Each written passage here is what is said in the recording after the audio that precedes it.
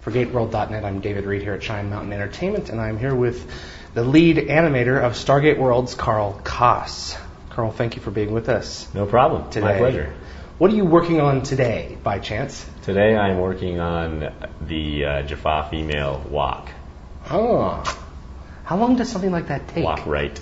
Well, the initial animation will take a couple days, depending on what it is. I mean, some of the smaller loops could take less than a day. But like a cycle, like a movement cycle, you want it to be really nice and smooth and look good because that's what you see all the time when you're moving. So this is just one walk cycle. Yeah, and so it can take a couple days, but then you have to give that to every other character. You also have to do all the directions, so it kind of exponentially grows off of that one fundamental animation that you do. So let's say she stops or turns right or turns around. Right. Well, and just while the character is running, if a character starts to go left or right, it has to blend with the other animations there. So because you want to have it so they go all the different directions and everything, and it all blends together. It looks like their feet are sticking. So. How many different alternates are there? Well, there's 4 directionals for every cycle, and then there's walk and run, and we possibly might have like a sprint, but I don't know. That's up to systems. That's amazing. And so every different type of character in the game has to have a different walk. Yep. And then also there's the crouching, so there's stance. If you're doing a crouch walk, it's different than a standing walk. So just with movement, you're talking, by the end, maybe a couple hundred things just with the one character. And how many characters are you planning on animating? Well, as far as like over the whole game, playable and non-playable characters, NPCs, robotic, human. Probably somewhere between 75 and 100. I mean, that's a really hard guess at this point. Holy cow. Who knows? I mean, there's upwards of, there's each gender, for the playable characters and something like that, except for the Asgard, of course. But. Yeah. And so each of these have to be approved. Each of these walks have to be approved based on the personality of the. Yeah, and we do, just to save time, we do start with, we start with one walk and we transfer to another character so that we have the fundamental movement there, one walk that we really like or whatever. Mm-hmm. Or if it's a female, then we'll transfer a female walk that we've already done, and then we tweak it for this new character. So we're not starting from scratch every time. Okay. Which helps save time. And sometimes we will start from scratch if it's really necessary. But if something's close already, we can transfer it over and just tweak it for the proportion changes or the attitude change or whatever. So. Something like the Asgard walk, which has already been animated by the show. Are you allowed to contact them and ask? Well, we can. I mean, the Asgard have never been seen in combat, so that's what's going to be exciting is that we get to do that. Now, it's going to be a challenge to make it so they don't look, kind of funny or awkward or stupid. Yeah. But we've actually had a bunch of cool ideas, and I think we're going to do real well at it. It's going to be a challenge, but the walking, we have some liberties, right? Because you've seen them walk on the show, but really only around a laboratory or on a ship. I mean, if they're out walking, to get from point A to point B, they're probably going to go a little faster or walk a little bit more. But beyond walking, the Asgard have all their matter beaming technology, so I don't think they would exert themselves that much. So we're kind of going in that direction with a lot of their stuff. Anything that they'd really exert themselves, we're going to do some cool sort of Asgard in-character stuff for that. So it's not just objects. You'll also be responsible for animating like the beaming effect. Well, I mean, there's if an effect needs some heavy animation, then we can help out with it. But generally, the art department is doing all the effects and stuff like that. But we, sometimes we'll see an effect and we'll be like, to make it look more real, you should do this or this, and that'll help them out. So, but yeah, as far as the effects go, it's mostly their bag. So. Okay. Wow. How did you get involved with Cheyenne Mountain Entertainment?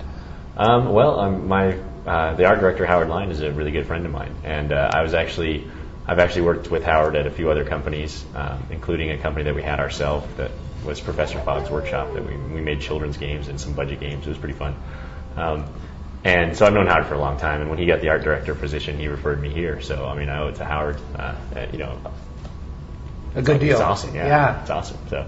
It's good. I mean, it is. A small valley here. There's only been like a few companies through Phoenix, and so there's a good group of people here that all know each other, and we kind of just like hop around to the different companies. But this is the best opportunity I've had, and it's really exciting that Howard got involved, and then I could get involved. So.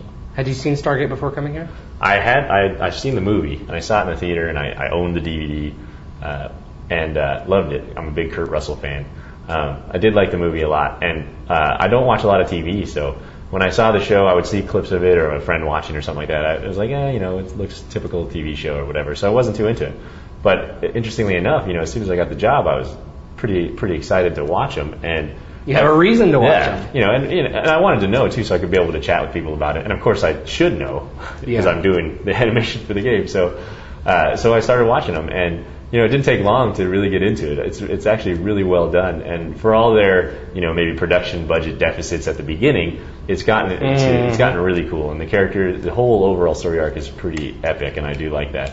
And I think disconnected from the TV without commercials and stuff. I've been watching it all on DVD or just in one sitting, and so it's more like a movie to me, and I think that helps too. But I love it now, and I'm watching Atlantis now and everything, so it's really exciting. Awesome, great.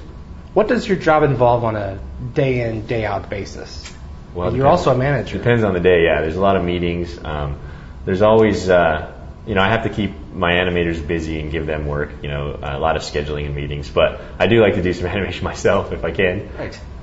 I'd love to do it all the time. But at the same time, it's really fun to be involved with all the management stuff and be able to help direct the schedule so that we can be on time for things and avoid, working crazy hours, and then also be able to really have a say in kind of how the game looks and feels, and be involved in those kind of decision-making meetings, and be able to come up with the style of animation and how we're going to animate things like the Asgard and stuff like that, and really how I think they should be, and present that, and then get the feedback from what everyone else thinks. But day to day, there's a few scheduling meetings.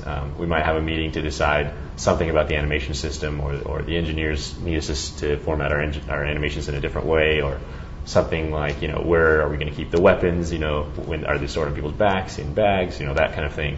Just decisions. There's tons of decisions like that go into all the stuff, and the animation system has to be pretty early on. Has to be pretty laid out because like I said, one movement. For a walk cycle, there's 30 or 40 animations that are based on that. And so if you change something down the road, you're changing hundreds of animations and possibly your animation system. So it's been a challenge, an exciting challenge to come in here and start locking all that stuff down so that we can get a more and more solid idea of everything that we're going to need.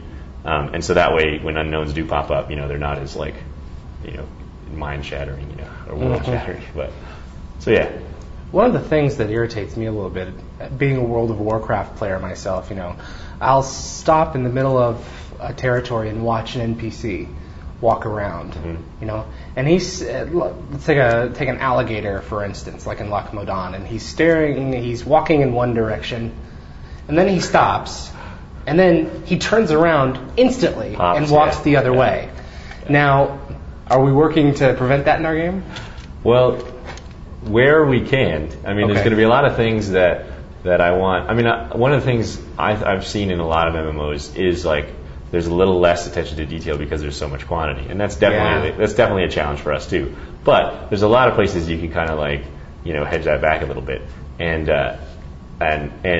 so with in an instance like that, you might see that in our game because if we have 75 monsters to do or more, and there's a limited amount of time. You're talking thousands of animations, and you just can't fill in little gap animations for all of them like that. But we can do things like make sure they have a turn or something, or they slide around, or where a character's behavior will prevent it from actually flipping around all the way. Or when you see characters that do things all the time, you see the characters you see more and more basically will hopefully have less of that. So we'll do things, we'll prioritize things as sort of a percentage of how often will you see this, how big of a part of the game will it be, and then we kind of flesh things out more that you'll see more often. Okay. And a lot of stuff with the player characters, we're trying to fill in most of that stuff, so they look really solid all the time. Okay.